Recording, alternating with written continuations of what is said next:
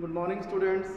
In the previous lecture we have studied that as the charge particle enters the electric field, it moves along the parabolic path, but after crossing the electric field it will move in straight line because of the inertia of the motion. Now let us see what happened to the motion or the trajectory of the charge particle when it moves in the magnetic field. So we will study the motion of the charge particle in the magnetic field in the form of cases. Okay, so let us see the first case, that is the case number 1. When the charge particle enters into the magnetic field, we have studied that as the charge particle is moving in the magnetic field, how much force it will experience. That force experienced is equal to Q V cross B. This much is amount of the force experienced by the charge particle when it enters. So in the case number 1, as the charge particle enters with an angle 0 degree. Okay, this is the case number 1, when the charge particle enters with a velocity v in the direction of the magnetic field. So the angle will be, as velocity is along the direction of the magnetic field, so the angle will be 0 and no force is experienced by the charge particle in the magnetic field, and therefore that will move in the straight line. Okay, so the charge particle will not experience any force and it will move in the straight line. So in the second case, as the charge particle enters at an angle of 90 degree. Okay. Here now the charge particle is entering the magnetic field with a velocity v perpendicular to the magnetic field. So this is the applied magnetic field. All of you know the meaning of this cross. Cross means the magnetic field lines which are going inwards. Okay? And dot means the magnetic field lines which are coming outwards. So as the charge particle moving with a velocity v enters a uniform magnetic field, so what will happen? It will move in the circular path. As it will enter the magnetic field, it will experience a force.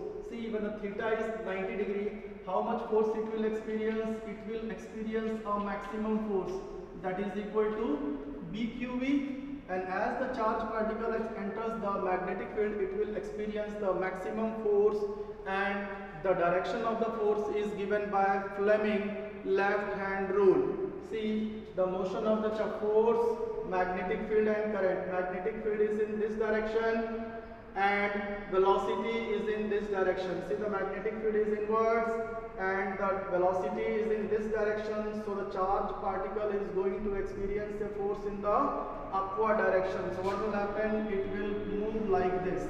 Okay, after reaching this point, again if you apply the Fleming left hand rule, magnetic field, velocity and the force, so again it will experience a force here. It will start, again it will turn this way. Again if you apply the Fleming left hand rule, see when the velocity was in this direction, so magnetic field, velocity, the force was in the upward direction.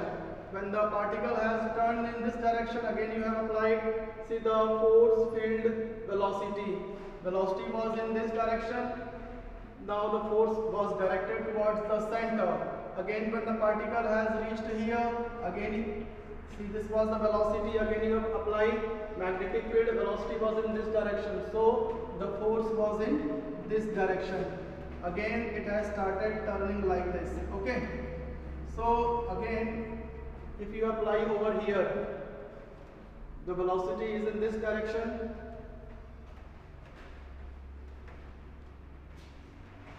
the velocity is in this direction, so magnetic velocity, again the force is experienced. Yani we can say that the charge particle will start moving in the circular path.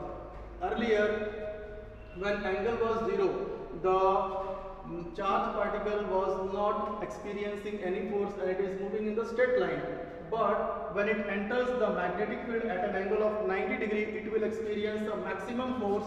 So what will happen? This maximum force will provide the centripetal force to move along the circular path. So when we have applied Fleming left hand rule, we have found that the charged particle is moving in the which path? Circular path. Okay.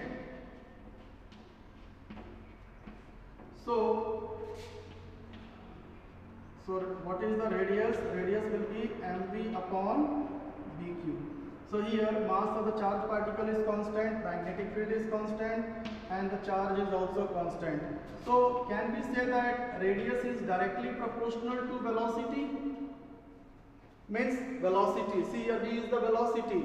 Slower particles, Jin particles की velocity कम होगी उसका radius छोटा होगा circular path का, और जिसकी velocity ज्यादा हुई हाई चार्ज पार्टिकल्स जो हाई स्पीड से एंटर करेंगे तो उनकी जो वेलोसिटी होगी सर्कुलर पाथ मतलब जो रेडियस होगा सर्कुलर पाथ का वो क्या होगा? बड़ा होगा. So here radius is directly proportional to the velocity. Slower charge particles will move in the smaller circles and the fast moving charge particles move in larger circles. Okay, now we have calculated the radius. So let us see what is the time period. Time period means time taken to complete one revolution. So that we can calculate circumference of orbit upon velocity. Okay, time period is, we know that velocity is equal to distance upon time. So in the case of circular path, t is the total time period taken and distance is how much? Complete circle, that is 2 pi r. So 2 pi r upon time period is that we have to find out the velocity. Okay, so let us see how much the time period all the particles are taking. So time period is equal to how much? 2 pi r upon v. So 2 pi upon v. Just now we have calculated the radius of the orbit. So mv upon bq, mv upon bq. So velocity that will get cancelled. So time period is equal to 2 pi m upon bq. See here one more surprising result. That time period is independent of the speed of the particles. That means those particles which are slower or those particles which are having more velocity, all the particles they will complete one revolution or they will have the same time period. चाहे वो particle की speed ज़्यादा है चाहे वो particle की speed कम है, सब एक साथ सर्कुलर मोशन एक पॉइंट से स्टार्ट करेंगे तो सभी को, चाहे वो धीरे चलने वाले को चाहे फास्ट चलने वाले को, सभी एक ही टाइम पर स्टार्टिंग पॉइंट पर आएंगे. ठीक है.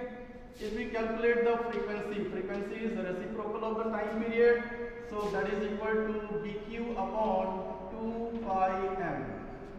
Okay. Now let us calculate the angular frequency. That is angular frequency. Angular frequency means omega, which is equal to 2 pi nu. You know that omega is equal to theta upon t. So theta in the case of the circular is 2 pi and t means the time period. 1 upon time period is frequency. So 2 pi nu. So omega is equal to 2 pi. Nu is how much?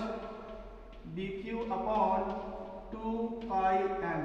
2 pi cancelled. Omega is equal to bq upon m. So see here, this also angular frequency is independent of the speed. Angular frequency is independent of the speed of the particles, whether the slow moving particle or fast moving particles, all will have the same angular frequency. Okay. So now move towards the next case, that is third case. When the angle was 0 degree, the charge particle was moving in straight line. When the angle was 90 degree, the charge particle was moving along the circular path. Now, if we leave this one, angle 0 degree and 90 degree, if the charge particle enters at some angle except 0 degree and 90 degree, then what will happen to the motion? What will be the trajectory of that charge particle? So let us see in the case number 3.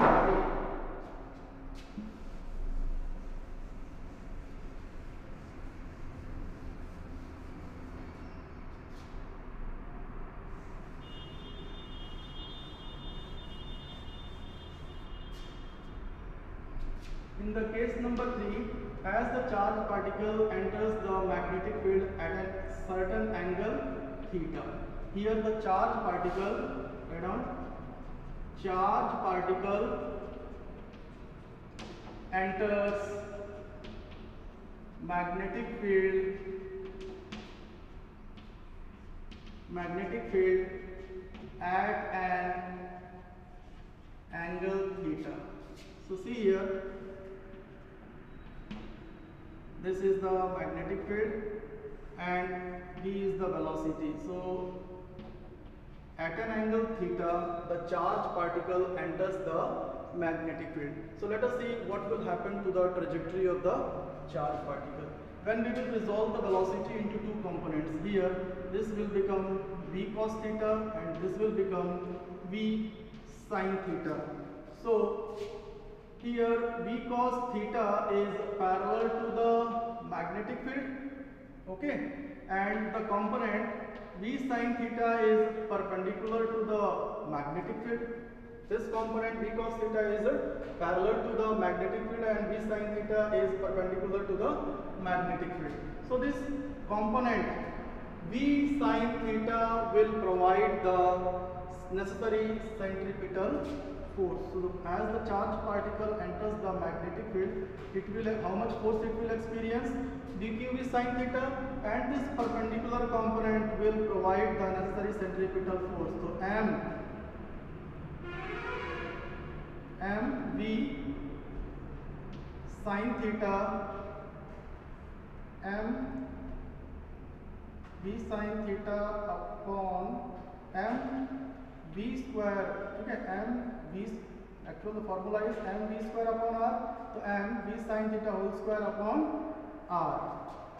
So dqv sin theta is equal to mv square sin square theta upon r. So sin theta will get cancelled, so radius will become mv sin theta upon this one, velocity will also get cancelled. So how much? mv sin theta upon dq. So this much is the radius of the charge particle. So what will happen? As the charge particle enters the magnetic field at an angle theta, it will move in the helical path. Helical path means like this. Due to the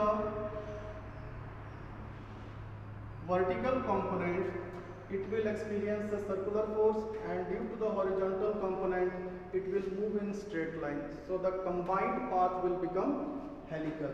So radius is this much. If we will calculate the time period, so time period is again 2 pi r upon velocity. Okay, so velocity is how much? v sin theta.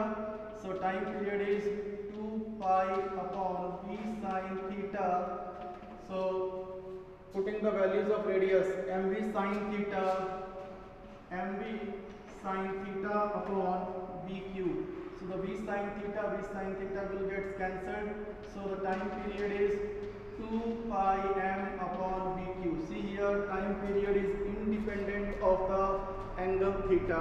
Okay, if you will calculate the frequency is the reciprocal of time period. So 1 upon time period, that is vq upon 2 pi m.